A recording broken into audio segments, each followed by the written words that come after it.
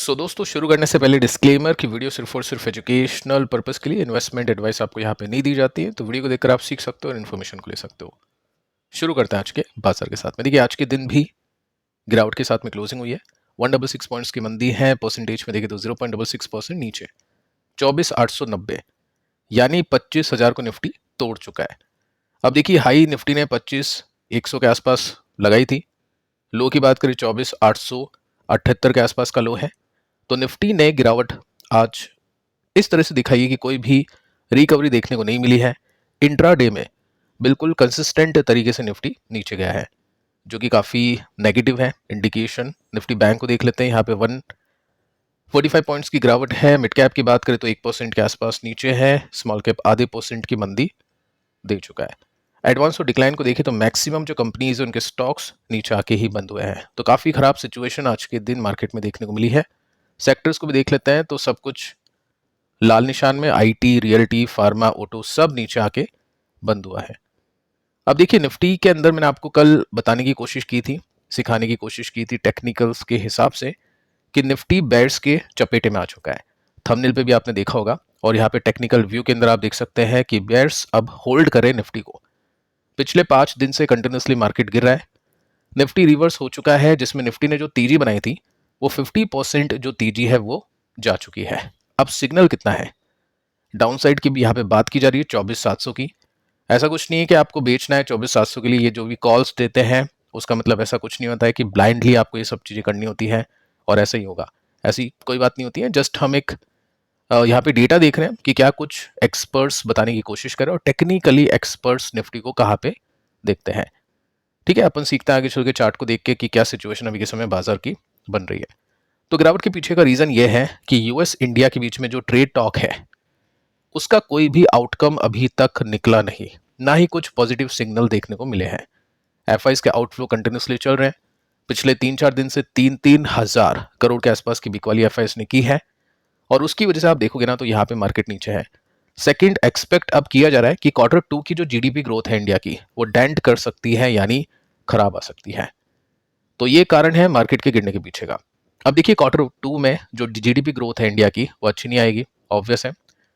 और लेकिन हम यूएस की बात करें ना तो यूएस की ग्रोथ का डेटा अभी आ चुका है। अब देखो डेटा कैसा है।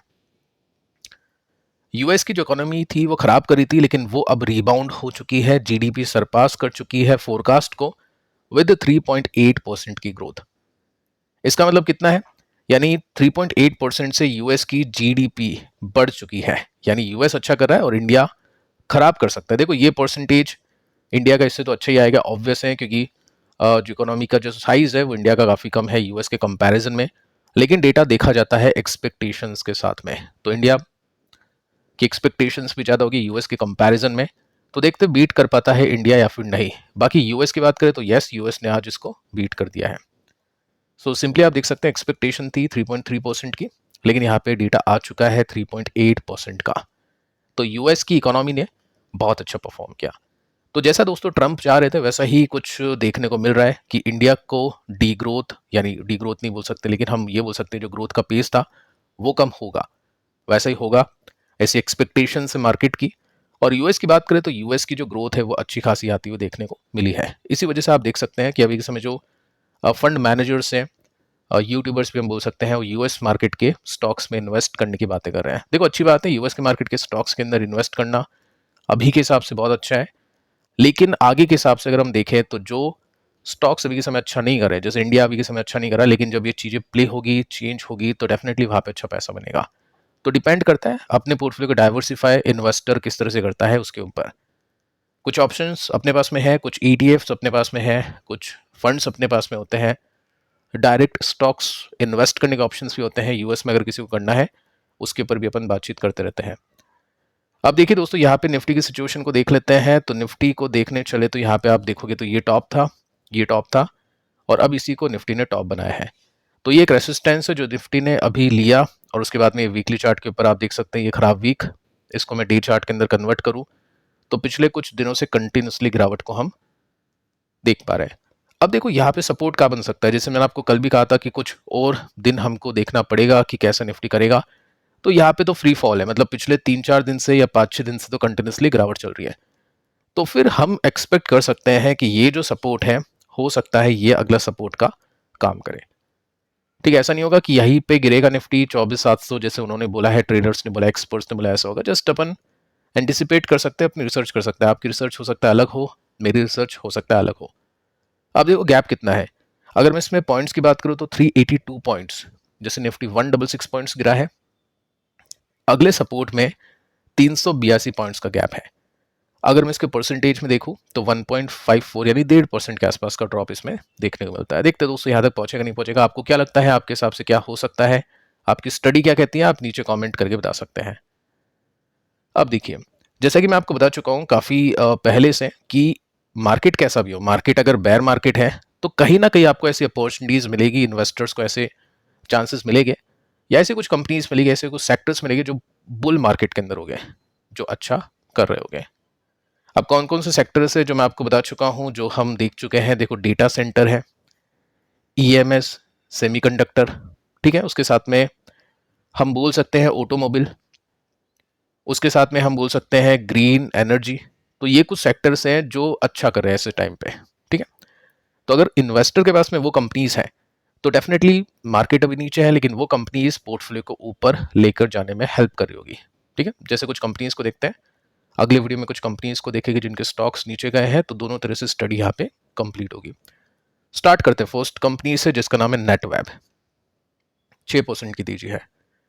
सो यहाँ पे देखो 20,000 करोड़ का मार्केट कैप, 160 का पी है, क्योंकि आपको बताइए इसके नंबर्स जोरदार आएंगे। बहुत अच्छे ऑर्डर इसको मिल चुके हैं कंपनी को।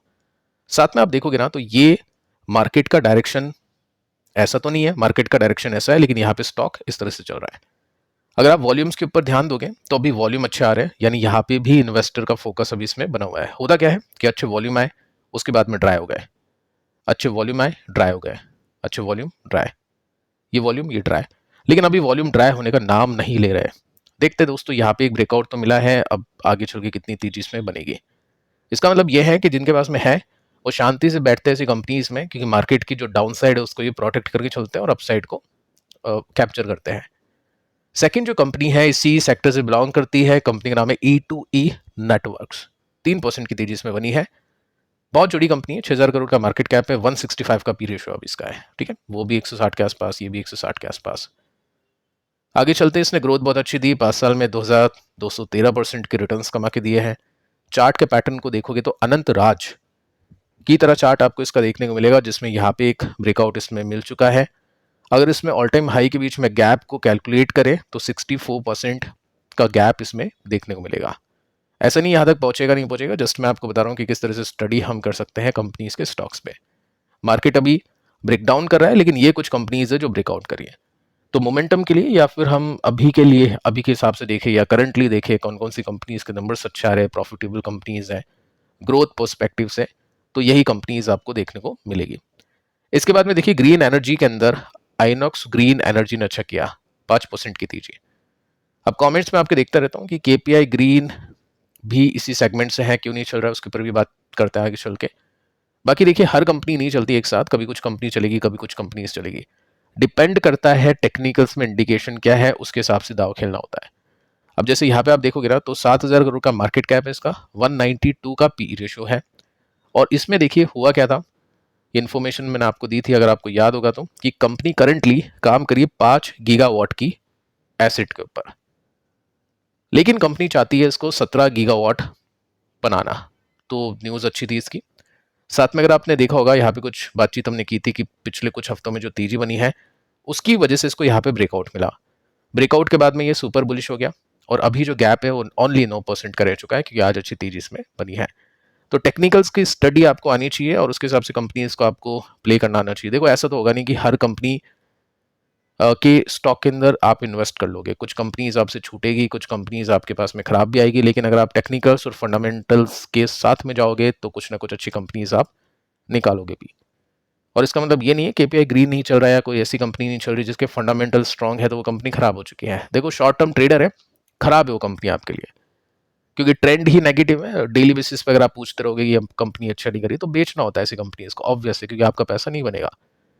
लेकिन अगर आपने कुछ साल के लिए ग्रीन एनर्जी में ग्रोथ के लिए इन्वेस्ट किया है, फंडामेंटल्स को प्रायोरिटी पे रख के, टेक्निकल्स को सेकेंडरी पे रखा होगा, तो ऐसी कंपनीज अच्छी होती हैं आगे के हिसाब से।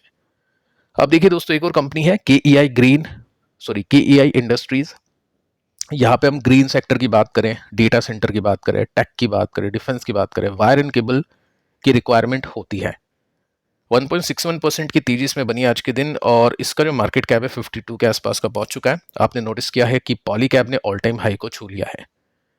ऐसा कोई फटा पोस्टर निकला हीरो जैसा ब्रेकआउट हुआ नहीं है पॉली कैप के अंदर की ह्यूज वॉल्यूम के साथ में फटा हो, लेकिन हाँ, ग्रेजुअली धीरे धीरे करके वो अपने ऑल टाइम हाई पे निकल गया। अब क्या ये भी स्टॉक उसको फॉलो करेगा क्या, क्योंकि दोनों कंपनीज के स्टॉक साथ साथ चलते हैं। आज के दिन अच्छे वॉल्यूम इसमें देखने को मिले हैं, 2% की तेजी इसमें बनी है ऐसे मार्केट के अंदर जहां पे मैक्सिमम कंपनीज के स्टॉक्स ढीले थे। ठीक है, तो ये भी चीज आपको नोटिस करनी है। अब देखो, इसमें एक रिवर्सल यहाँ पे दिखा हमको, ये ब्रेकआउट इसने किया है। कितना गैप है? 17% का गैप इसमें ऑल टाइम हाई के लिए बना है। तो पॉली गैप को फॉलो करेगा, तो देखते हैं ये इसको कैप्चर करने को मिलेगा या फिर नहीं। आगे चलते हैं। देखो, एक इंटरेस्टिंग कंपनी है, इसके ऊपर स्टडी करते हैं थोड़ा सा। विक्रम सोलर, ठीक है, 3% के साथ में स्टॉक चला है। काफी दिन से मैं इसको देख रहा हूँ, स्टॉक गिरता जा रहा है। एक रिवर्सल या एक ग्रीन कैंडल का वेट था सपोर्ट पे, तो वो इसमें देखने को मिली। तो उसके बाद में अपन कर सकते हैं इसके ऊपर स्टडी। देखो, यहाँ पे 12,000 करोड़ का मार्केट कैप है, वैल्यूएशन दिखाई नहीं देगी, तो इसका मतलब ऐसा नहीं कि लॉस मेकिंग कंपनी। इसको देखते हैं। पहली चीज तो आपको ये देखनी है कि ये कंपनी 86 के पीई रेशियो पर है। सोलर सेक्टर के अंदर प्योर प्ले है, ठीक है, उसी सेक्टर के अंदर इसका एक्सपोजर है। ध्यान रखने वाली बात दोस्तों ये है कि अभी के समय ना तरह तरह के आईपीओज आपको आते हुए देखने को मिलेंगे, है ना। जैसे ग्रीन एनर्जी को लेकर बहुत सारे आईपीओज आपको देखने को मिलेगा। अभी भी कुछ आए थे ग्रीन एनर्जी को लेकर कंपनीज, क्योंकि इन कंपनीज को पैसा उठाना है। काम है इनके पास में, लेकिन उस काम को करे कैसे? फैक्ट्रीज लगाए, प्लांट लगाए, वर्किंग कैपिटल चलाए, पैसे कहाँ से आएंगे? कर्जा लेंगे इरेडा जैसी कंपनी से, लेकिन उसके साथ में और भी पैसे चाहिए, तो आईपीओ से पैसे उठाएगी वो कंपनीज, ठीक है। तो वो आईपीओ लेकर आएगी कंपनी। साथ में इनमें कुछ ऐसी भी कंपनीज होगी जहां पे प्रमोटर चाहेगी कि कैसे तैसे करके मेरी कंपनी महंगी में बिके और मैं अमीर बन जाऊं, मुझको पैसे मिल जाए। तो वैसे भी आईपीओ आपके सामने आते हुए देखने को मिलेंगे। तो ऐसा नहीं सोचना है कि हर आईपीओ वाली कंपनी में पैसा बनेगा। यहाँ पे भी लीडरशिप आपको देखनी है कि इसका मार्केट कैप कितना है। अगर मैं इस सेक्टर के लीडर की बात करूं मार्केट कैप के हिसाब से, तो वारी एनर्जीज आपको देखने को मिलेगा, ठीक है। उसके बाद में फिर ये बाकी कंपनीज है जिनको हम चेक कर सकते हैं। अब देखो यहाँ पे हुआ क्या है इस कंपनी के। सबसे पहले तो आप ये देखो कि Q1 के नंबर्स अच्छे आए, ठीक है, ये यहाँ पे आप देख सकते हैं। साथ में अगर आप देखोगे ना, तो कंपनी का स्टॉक चला क्योंकि कंपनी को 200 मेगावाट का ऑर्डर मिल गया, ठीक है। तो ये एक रीजन है कंपनी के स्टॉक के पहले चलने के पीछे का। जैसे मैं आपको यहाँ पे टेक्निकल्स भी बताऊंगा, उसके अंदर आप चेक कर पाओगे। लेकिन हम देखते हैं सबसे पहले कंपनी ने पास्ट में कैसा किया। देखो, पास्ट का चार्ट नहीं है, तो हम क्या कर सकते हैं, पास्ट का डेटा देख सकते हैं, सेल्स एंड प्रॉफिट का। तो 16, 17, 18, 19 सेल्स डिसेंट थी। उसके बाद में सेल्स ड्रॉप खा गई 20, 21, 22 में। चलो 20 में कोविड था, लेकिन 21, 22 में तो सेल्स अच्छी होनी चाहिए थी। लेकिन ये एक थोड़ा सा रेड फ्लैग आप मान लो पास्ट का। फिर जाके यहाँ पे एक ब्रेकआउट हुआ सेल्स का। 3 साल का डेटा अच्छा आया, और 3 साल का डेटा ही दिखाते हैं आईपीओ वाले। और जैसे डेटा अच्छा दिखा, इसको उतार दिया मार्केट के अंदर, ठीक है। तो ऐसा नहीं कह रहा हूँ कि ये कंपनी खराब है या ऐसा कुछ है, जस्ट थोड़ा सा देखना पड़ता है अपने को, क्योंकि पैसे अपने ही हैं, सब कुछ देख के ही लगाना चाहिए। अब देखो, प्रॉफिट को देखते हैं, पैट को देखते हैं, जो कि अभी 140 करोड़ का है। ये 69 का था, उसके बाद में 50, 41, 22, उसके बाद में 38, उसके बाद में घाटा 62 करोड़ का, उसके बाद में 14, 80, 140। 3 साल का डेटा शानदार आ गया, तो कंपनी ने इसको उतार दिया, क्योंकि उसके हिसाब से ही वो मिलता है, प्रीमियम मिलता है, पी रेशियोज मिलते हैं। तो आपको ये देखना है कि अभी फंडामेंटल इसके स्ट्रांग होने का कोई प्रमाण तो मिला नहीं है। आगे चल के मिल जाए बहुत अच्छी बात है। तो टेक्निकली इसको देखे तो बेटर होगा अभी के समय। सपोर्ट तो इसने लिया है, यहाँ से कुछ ब्रेकआउट मिल जाता है तो well and good. All time high के लिए देखें तो वही है 15-20% का। कुछ कमेंट्स आप कह रहे थे इस कंपनी को लेकर, तो मैंने सोचा इसके ऊपर बातचीत कर लेते हैं, ठीक है। तो इसके ऊपर भी आप अपनी स्टडी कर सकते हैं। फिलहाल दोस्तों इस वीडियो में इतना ही। कल के दोनों वीडियोस आप देख लेना। मिलते हैं नेक्स्ट वीडियो में, तब तक के लिए बाय बाय।